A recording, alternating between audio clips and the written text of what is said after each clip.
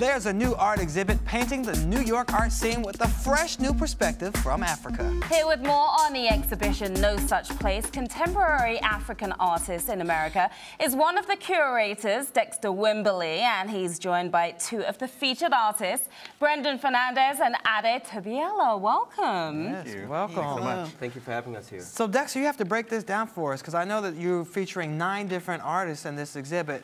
Tell us a little bit more about it. Well, my co-curator and I, Larry Osei-Mensah, came up with the idea for this exhibition maybe about 1.5 years ago. In truth, it's probably an idea that's been kicking around for about 5 or 6 years. We really wanted to put together an exhibition that would challenge some of the preconceived notions that people have about Africa. People still refer to Africa the same way they refer to countries, as if it's some singular monolithic place. And we really wanted to show diversity and put together an exciting exhibition that could do that. And how did you go about selecting the artists? I've been a curator for a number of years. I do tons of studio visits. You know, most of my friends are artists now, so you know, I think at first we knew there were a handful of artists that we wanted to work with, people that we had developed relationships with over the years. But because we wanted to have a good mix, we then started doing some research and thinking about who are the artists that we have heard of that are from places like Egypt or South Africa or Angola or what have you, and started just reaching out to people and checking out their work. Yeah, well, you have 2 of the featured artists here with you today. Yes. So why was it important for each of you to be part of this exhibit?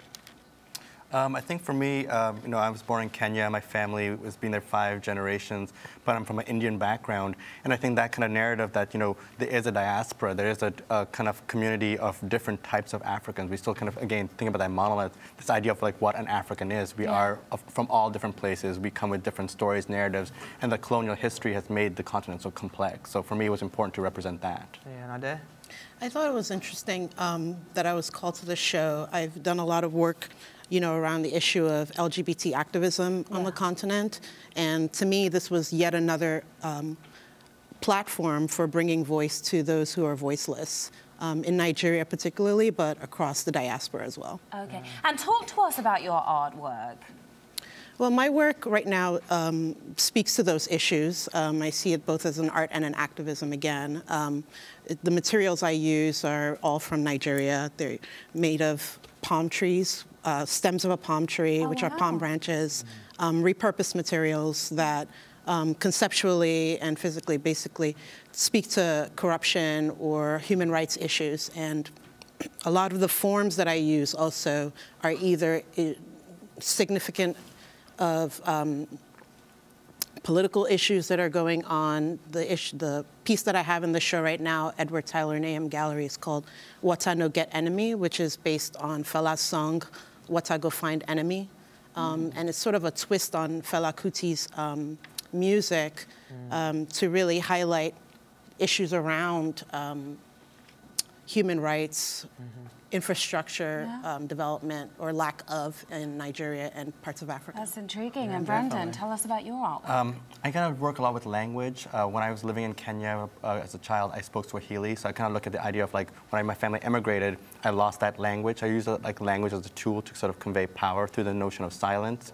So a lot of the work in this show is looking at, for example, the language riots in South Africa from 1976, where the apartheid government enforced children to learn in the language of Afrikaans. So sort of looking again at the social, political, activist sort of sides of language and how language can be used as a tool for power as well. Oh, fascinating. Well, speaking of language, Dexter, I know that you wanted this exhibit to sort of be like a catalyst for a conversation. What are some of the things you hope people talk about when they come to this exhibit?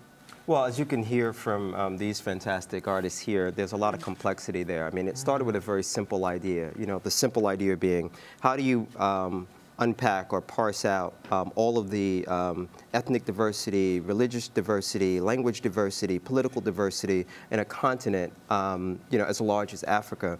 And we knew that if we selected the right artists, their body of work and their way of seeing the world would articulate that best. In fact, from a curatorial perspective, this was actually one of both the most complex and most simple exhibition that I've ever put together, in the sense that it's complex because you're dealing with complex individuals. Yeah. In a good way, in a good way. But it was simple because you know, some of the best ideas are the simplest ideas, you know, and I think that's why this works so well. And there seems to be a huge wave of very new and talented artists coming from all over Africa right now.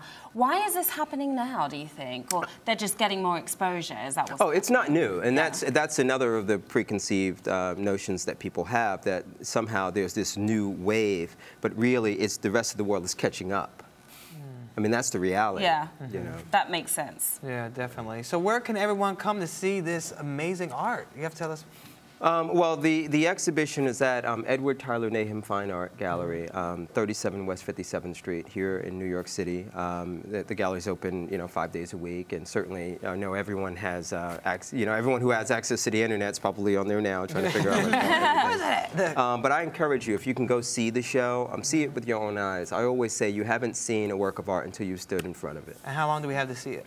Till April 3rd. April 3rd. Till April 3rd. April 3rd. All right, well, and what do you hope people will take away from this exhibit? I hope they will take away a piece of art and leave a check. Oh, well, amen to that. That's always a plus, right? Write that check. Well, good luck with that, and congratulations on all the you so success. much. Thank you so much, guys. Good stuff. All right, Thank we'll you. be right back with more Rise Entertainment 360. He said,